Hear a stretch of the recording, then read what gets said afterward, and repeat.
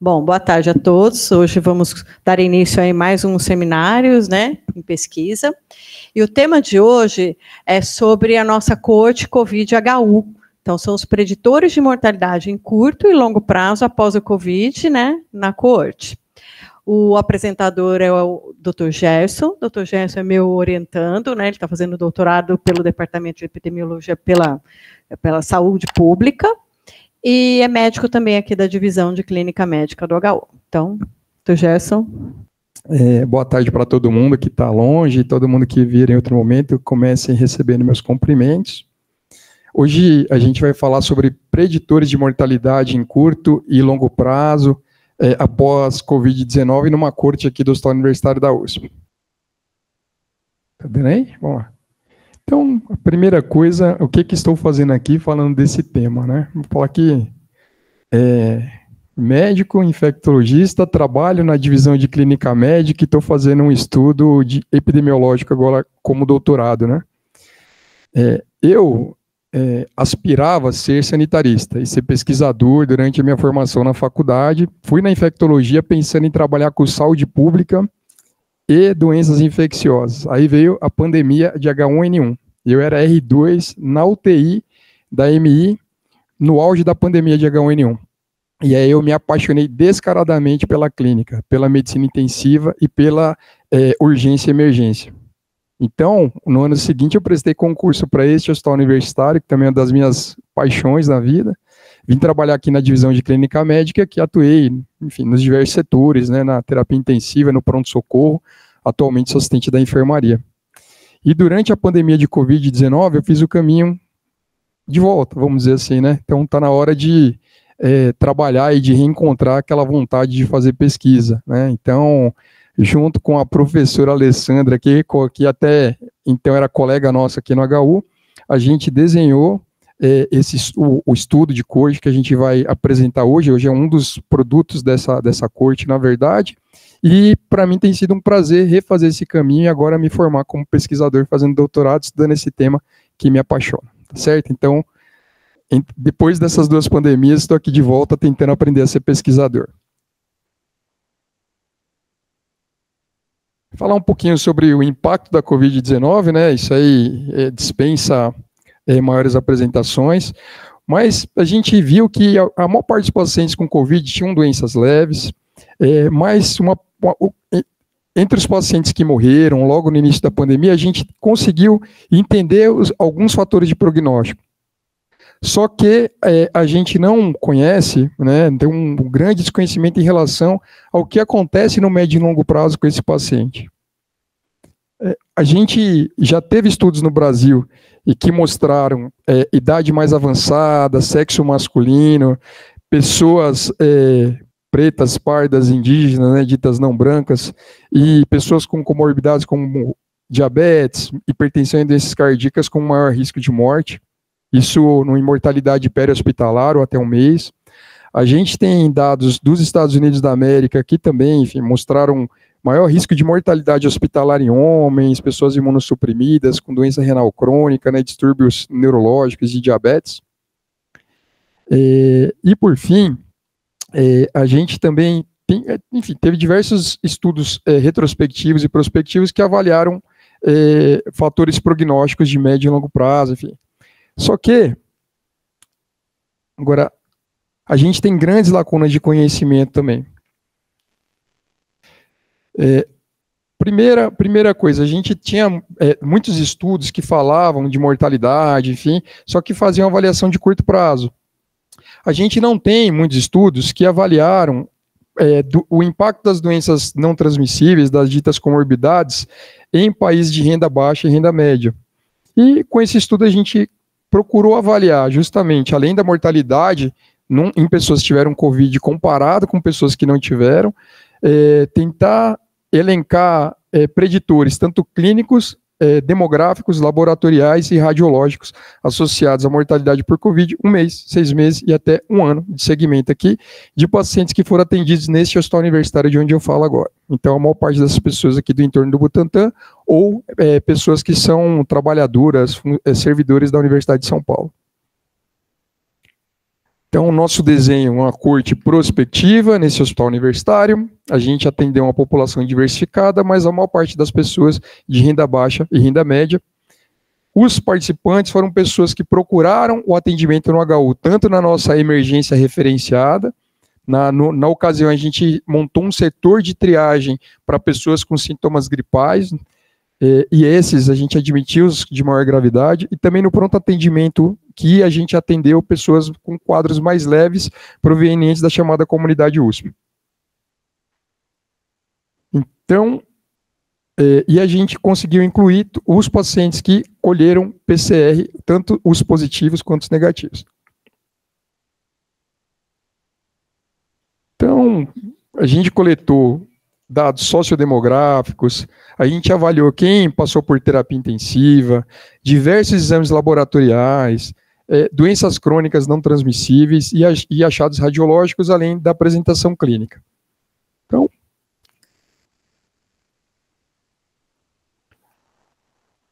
vamos voltar aqui. Então, para análise estatística, aqui quadrado, Whitney, para comparar os grupos com Covid positivo e negativo. Aliás, eu vou falar sempre desse controle, porque é uma das fortalezas do nosso estudo. A maior parte dos estudos que seguiram pacientes e descreveram mortalidade não tinham grupos de controle negativos. O nosso tem esse grupo controle.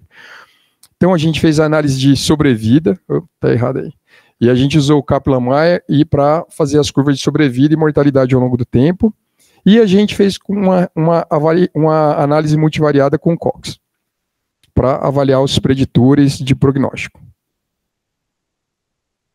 Aprovado na comissão de ética, né, o nosso financiamento independente, né, a partir dos próprios pesquisadores e colaboradores, onde não recebemos recursos externos.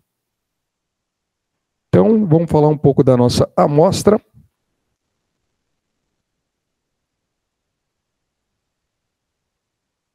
Eita.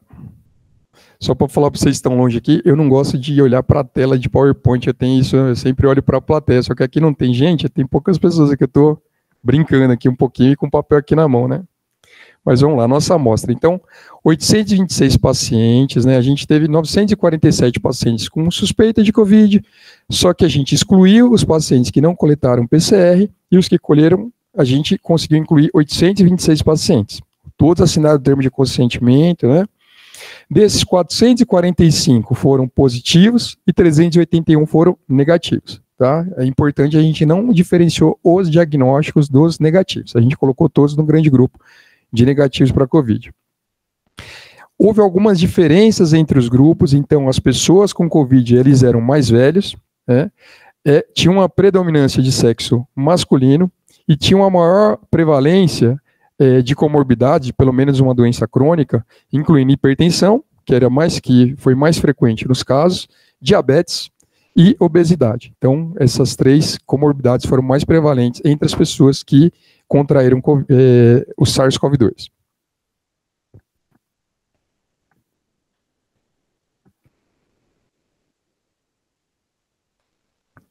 Então, sintomas e achados clínicos, né? Agora, quando eu falar de sintomas, eu estou falando de preditores de diagnóstico de Covid, ainda não estou falando de gravidade, tá? Então, entre os pacientes que confirmaram Covid, mais frequentemente eles tinham dispneia, febre e SARA, o síndrome do desconforto respiratório, ou SRAG, né? Foi muito mais frequente entre os pacientes com Covid. E os achados radiológicos, essa classificação RSNA, enfim, uma classificação tomográfica. Então, quando ela era uma classificação típica, foi muito mais frequente também, com os casos positivos de Covid comparados com os negativos. As opacidades em vidro despolido ou vidro fosco foram muito mais frequentes, e muito mais frequentemente houve um envolvimento de parênquima pulmonar acima de 50%. Entretanto, o derrame pleural foi mais frequente nos casos não Covid, provavelmente por conta de um diagnóstico diferencial muito importante, sem ser insuficiência cardíaca descompensada, né, com as pessoas que se apresentavam com tosse e dispneia. Na ocasião, todos eram testados para Covid. Então, agora já vou falar de preditores de mortalidade, vamos falar de fatores de risco. Então,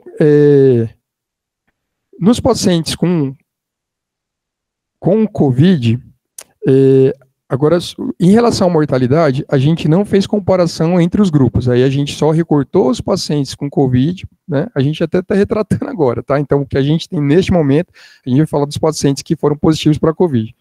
Então, ter glicemia elevada, ter alteração na creatinina, na gama-GT, esse eu não vou saber porquê, e na desidrogenase lática foram marcadores independentes de mau prognóstico e de mortalidade. Ter leucócitos, sempre está comparando o normal com o alterado, certo? Então, ter o leuco normal teve uma menor chance de morte, ter linfopenia, ter linfócitos diminuídos foi um fator preditor de morte, associado à morte, e ter plaquetas baixas também. Essa foto que eu estou trazendo, eu trouxe algumas aí durante a apresentação, é do Luiz Peixoto, é um cardiologista que trabalhou também direto na linha assistencial da Covid, e ele fez muitas fotografias que ele documentou em diversas apresentações e tal. Eu escrevi um blog na Folha de São Paulo durante a pandemia chamado Linha de Frente, então várias vezes o Luiz cedeu gentilmente as fotos dele para alguns dos textos que eu escrevi lá, tá? Então, lembrando aqui trazendo o Luiz aqui, obrigado Luiz, se você vir, isso aqui é um momento que a gente faz tempo que a gente não se fala. Então, risco de morte pós-Covid. Então, no segmento, após um mês, após 6 meses e após um ano, a mortalidade foi maior nas pessoas com Covid comparado aos controles. Então, essa diferença se sustentou até os 12 meses de segmento. Vamos lá. Agora, trazendo aqui o gráfico, né, gerado pelo Kaplan, né, a curva de sobrevida aqui, o Kaplan, mostrando que logo no primeiro mês tem uma diferença de sobrevida nos pacientes positivos, que são a linha inferior, e os negativos, que são a linha superior. Então, a gente vê que tem uma abertura muito precoce dessa diferenciação, e ela vai se mantendo ali a partir do segundo para o terceiro mês, em linhas que vão seguindo quase paralelamente. Então, o maior impacto dessa diferença foi nos primeiros meses, mas ela se mantém até o final do nosso segmento.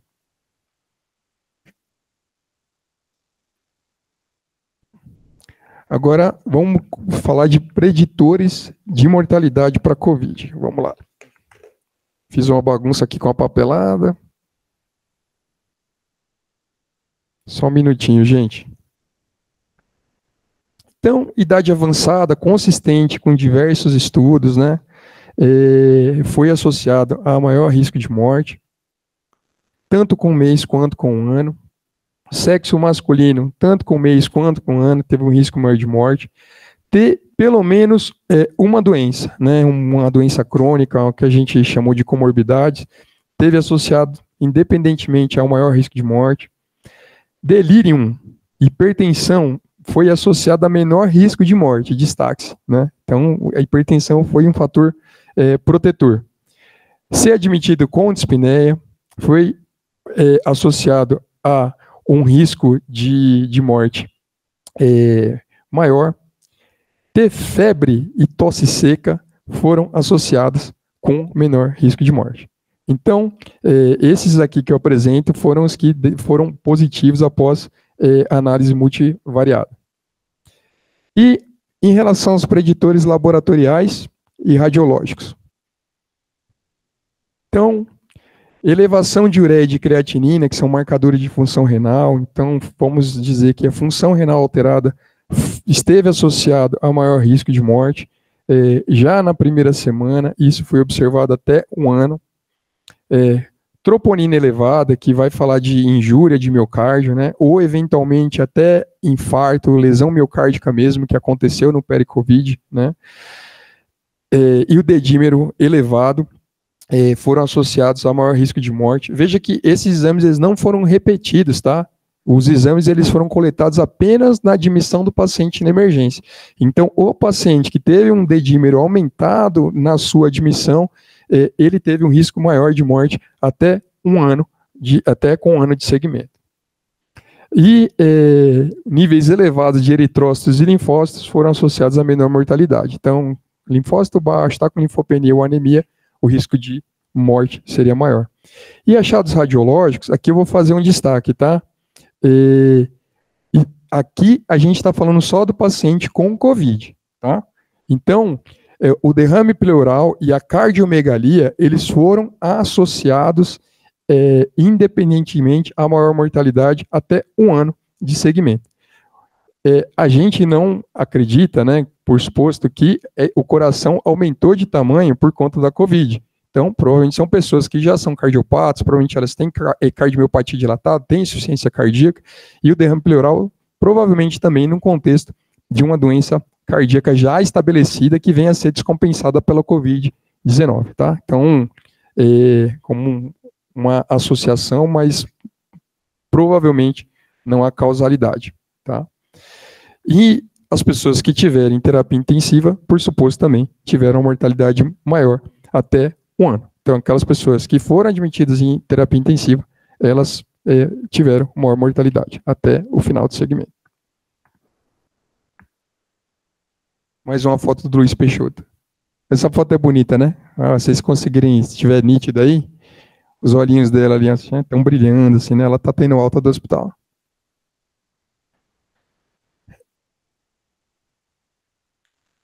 Então, vamos fazer algumas, já para a discussão e algumas observações, né? Vamos lá. Então, houve maior mortalidade por todas as causas em pacientes com Covid-19 comparado com os casos negativos. E aí eu vou reforçar que uma fortaleza desse estudo é ter um grupo controle que foi de uma população que foi admitida no mesmo momento como diagnóstico, né, com apresentação clínica que era sugestiva de Covid-19, tá? Então, a maior parte dos estudos que avaliaram mortalidade em médio e longo prazo não tem grupo controle. Então, e a mortalidade foi maior e sustentou até 1 ano.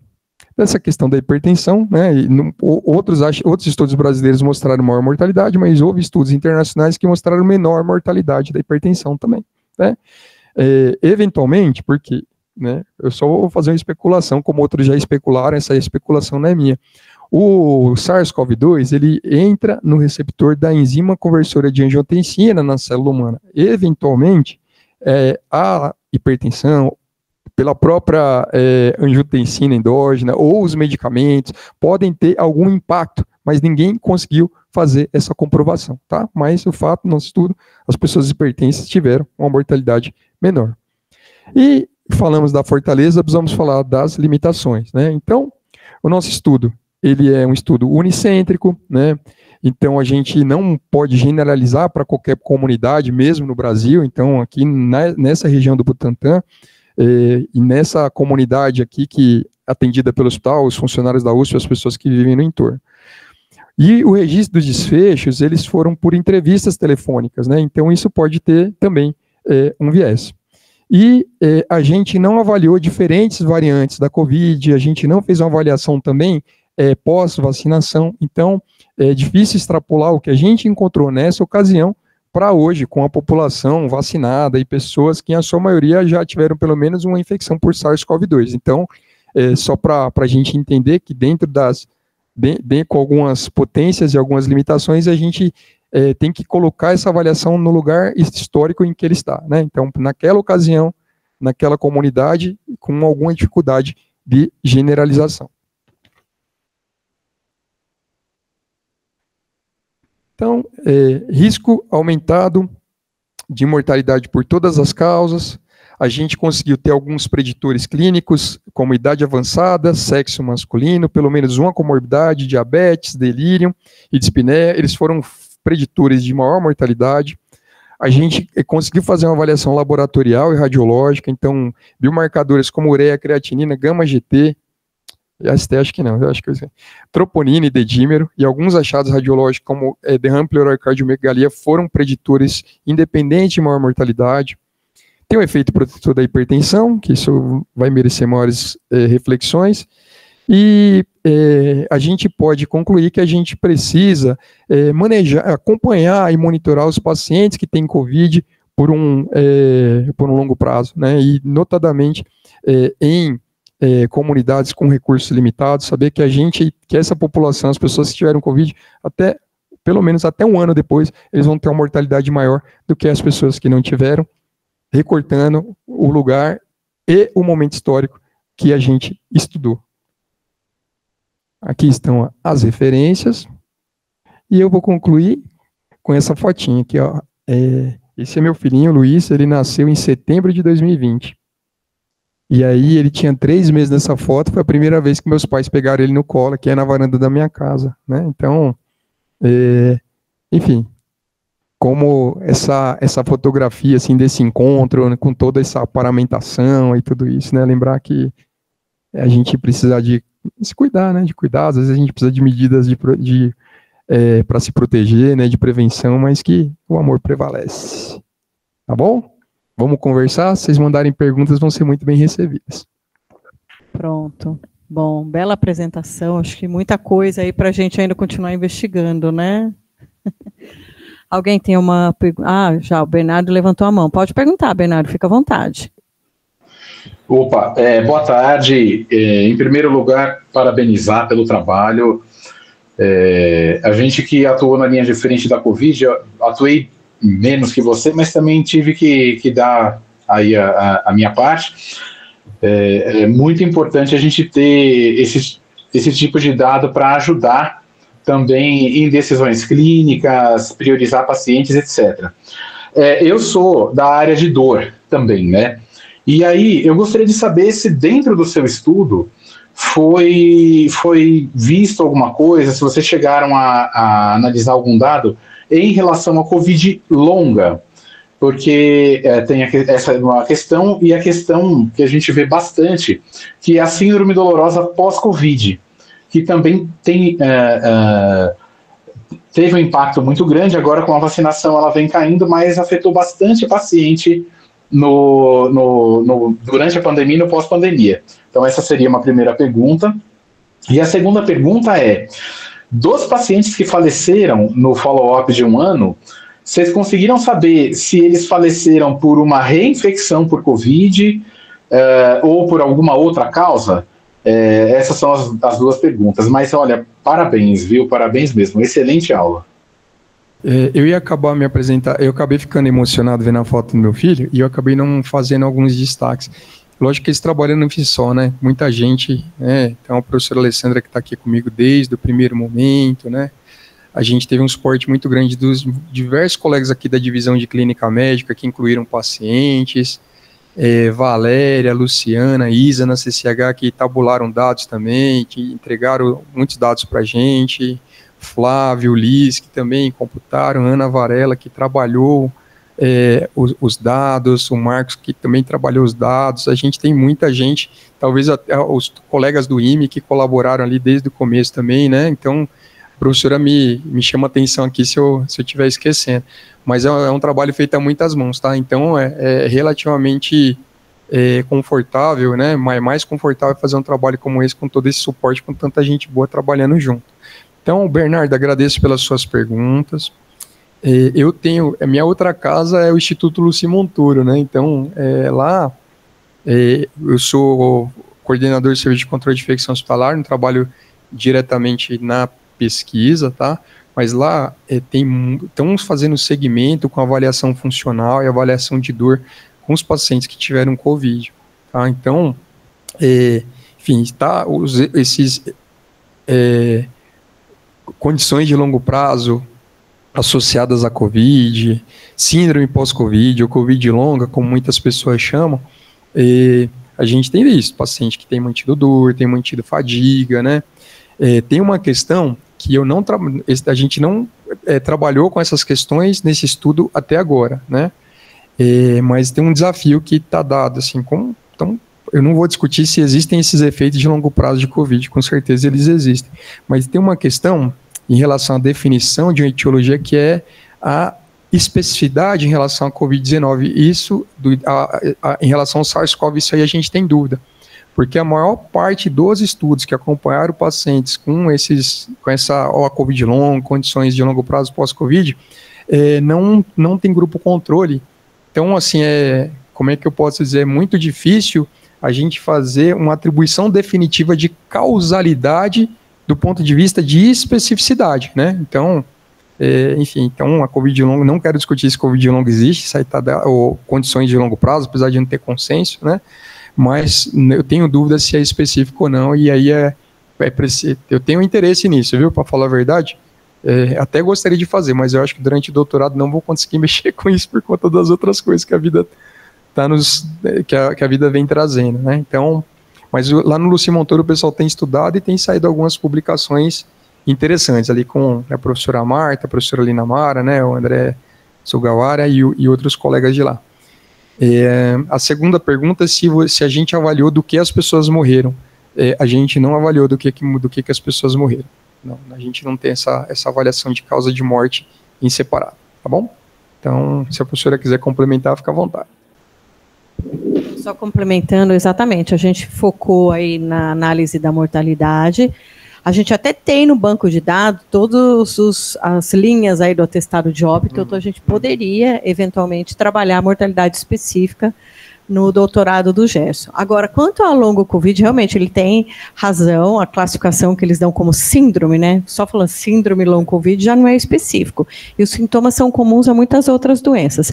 Nós estamos seguindo os pacientes sobreviventes, dos que a gente está conseguindo contato, chamando, depois de um ano, a gente começou a chamar, a gente continua chamando ainda, porque é bem difícil localizar esses pacientes e fazer com que eles compareçam ao hospital.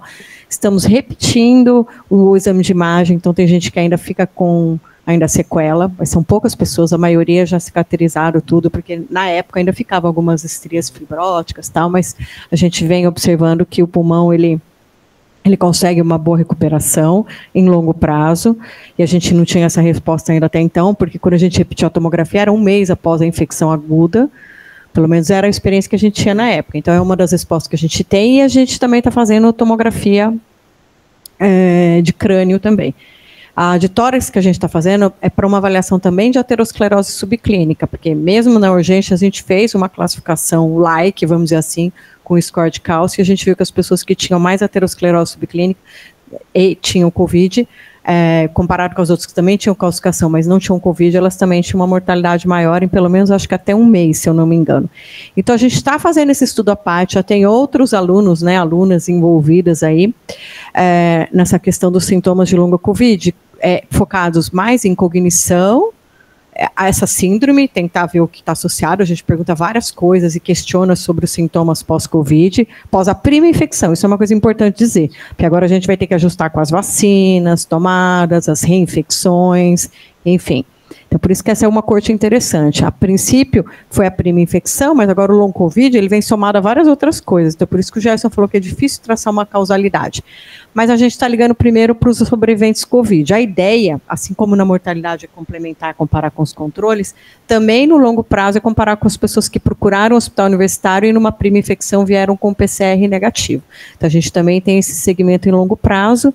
E agora a gente está estabelecendo uma parceria com a Unicamp no estudo multicêntrico, que é Brasil, França e Estados Unidos, porque nós somos contatados, até falei com o Gerson recentemente, que nós somos o terceiro centro no Brasil que continua com a corte Covid em segmento, um deles é o HC, o outro é um no Nordeste, para entrevistar os pacientes e entender de uma forma mais profunda os sintomas de longo Covid de uma forma mais qualitativa. Então, é um estudo qualitativo multicêntrico aí, né?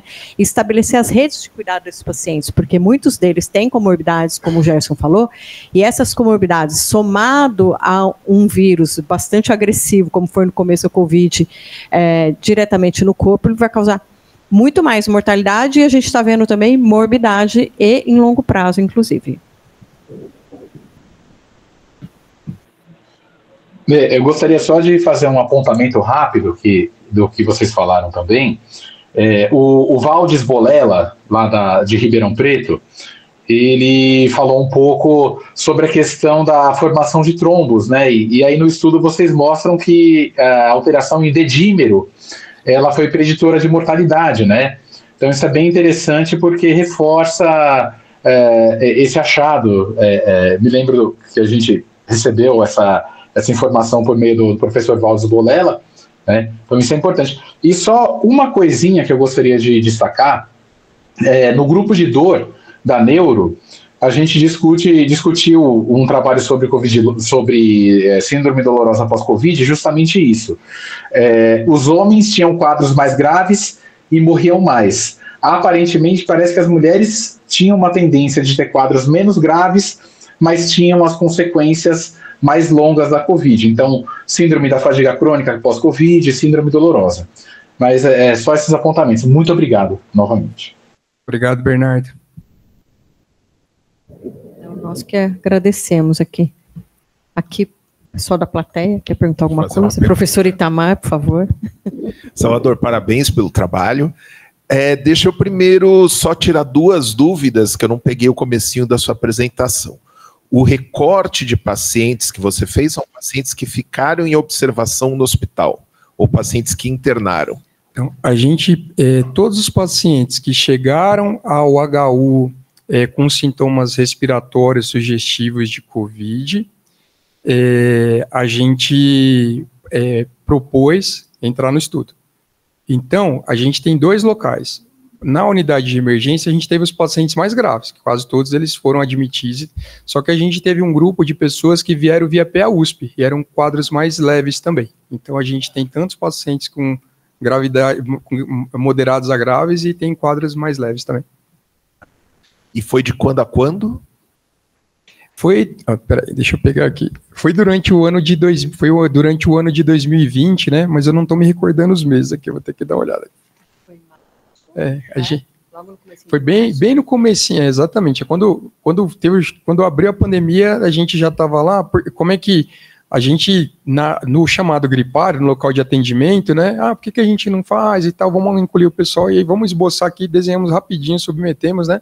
E começamos a coletar desde março, assim, então bem precocemente, e aí... Quase desde o primeiro dia, né? Bem desde o começo da pandemia a gente começou a incluir esse paciente. E não chegou a pegar a segunda onda? Pegou também? Fiz uma extensão para a segunda onda. Tá bom. Porque uma coisa que eu estava pensando, que talvez fosse legal colocar na análise, e os seus dados podem ajudar a mostrar, né, e quantificar, que provavelmente o que mais impactou a mortalidade nesse período era a capacidade de oferecer cuidado para esses pacientes, né? Então, períodos que tinham uma circulação do vírus muito alta, acabava tendo uma letalidade maior até, né? Um número maior, óbvio, absoluto, mas uma letalidade maior porque você não conseguia leito para todo mundo em UTI, né? Bom, a gente viveu bastante esse período, né?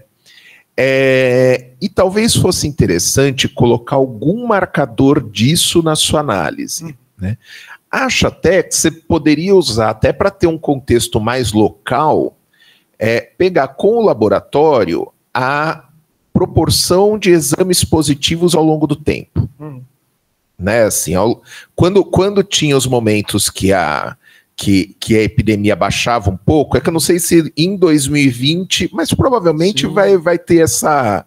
Você vai conseguir pegar essa dinâmica também, né? Você, quando o vírus circulava mais, uma proporção maior de exames era positivo, e isso é um bom marcador para dizer que existia um gargalo no sistema, porque, enfim, a procura era muito maior, né?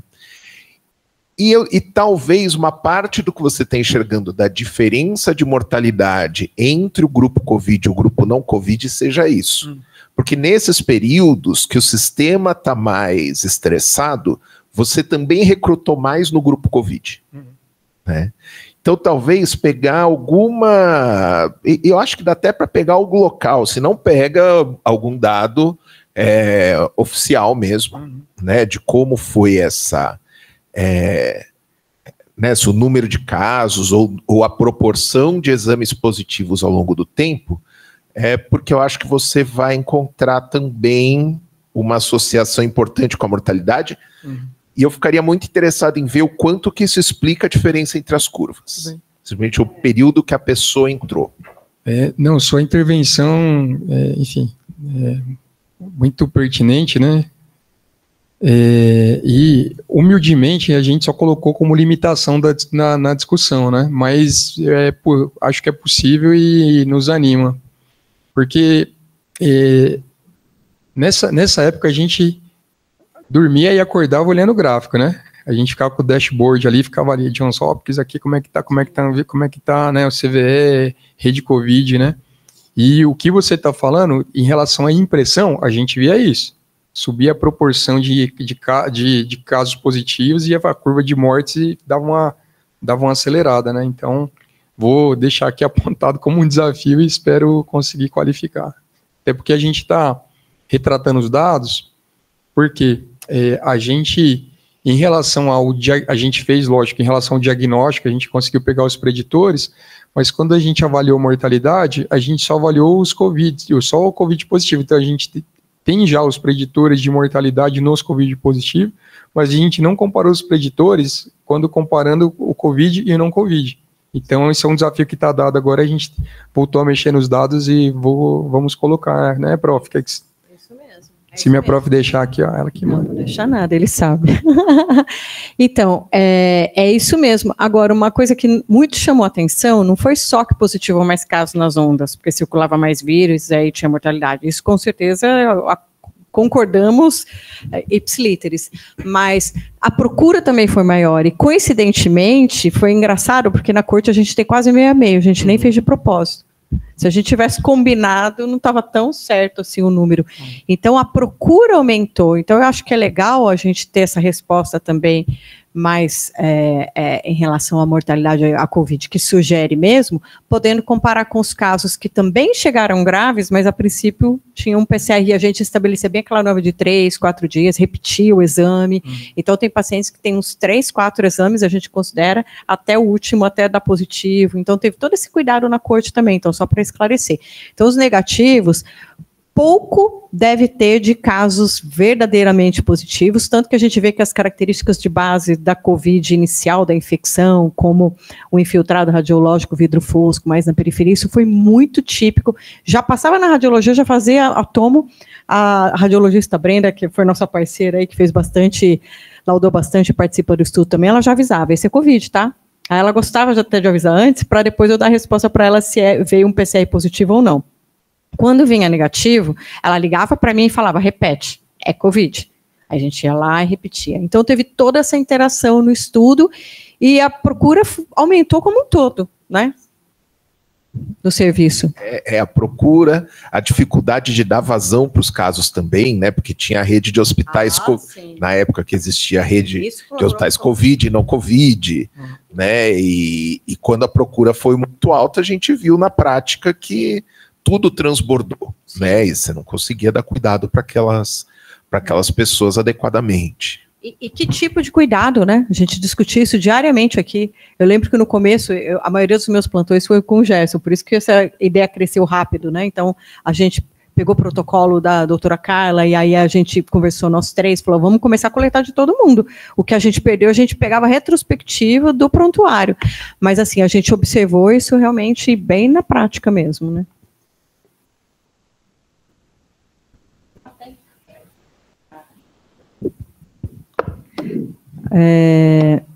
Transferindo essa reunião para mim, para que eu possa... sim, já está, né? Mila, olá. Por que a hipertensão foi um fator protetor? Acho que vai ter que pegar esse assunto de novo. Vou fazer um comentário. Primeiro, a gente pode fazer uma especulação, né? Então, primeiro, esse dado não é consistente com alguns outros estudos brasileiros que mostraram, inclusive, que a hipertensão foi um fator associado à maior morte. Os pacientes com hipertensão, eles têm mais insuficiência cardíaca, têm mais outras doenças também, enfim.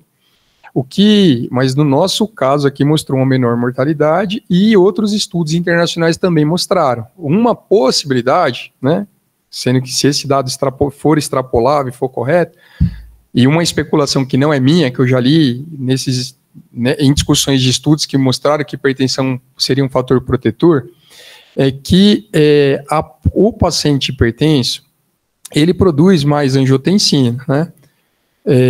O SARS-CoV, ele entra na célula a partir do receptor da enzima conversora de angiotensina. Então, produz mais angiotensina, vai ter mais enzima de conversora de angiotensina, talvez a pessoa tenha mais, enfim, esses receptores mais saturados pela própria angiotensina. Ou, eventualmente, com o impacto dos medicamentos que mexem na angiotensina, tanto os bloqueadores de receptor de angiotensina e os inibidores de enzima conversora da angiotensina. Então, é possível que tenha aí, nessa fisiopatologia própria do vírus, que é muito particular, que o alvo molecular dele é o alvo molecular da angiotensina, né, que é a molécula da hipertensão, vamos dizer assim. Né? Então pode ser, mas isso é apenas uma especulação. Eu acho que complementando, bela explicação, é isso mesmo, a gente já viu alguns estudos, esse dado da hipertensão é controverso mesmo em relação à mortalidade de Covid, ser um fator protetor ou de risco, mas eu acho que uma outra grande vantagem da coorte Covid é que como a maioria, não sei em termos numéricos para passar para vocês, eles já eram pacientes do HU, pelo menos com algumas passagens no HU.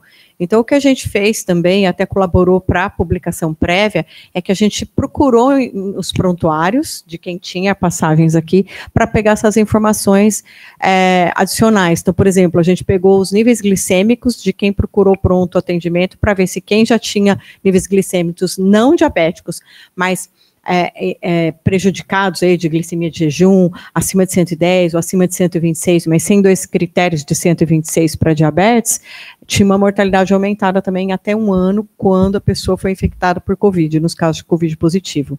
Então, a gente tem essa informação prévia, só fazendo aí um paralelo com a hipertensão, e eventualmente, se a gente quiser fazer alguma coisa um pouco mais aprofundada, teria como pegar essa medicação. É que são tantas ideias, né, Gerson? Só dá conta, né?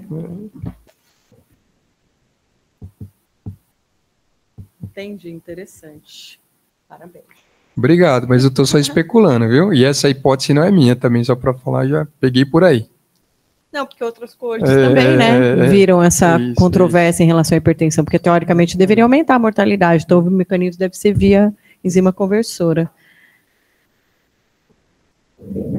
Mais alguma pergunta?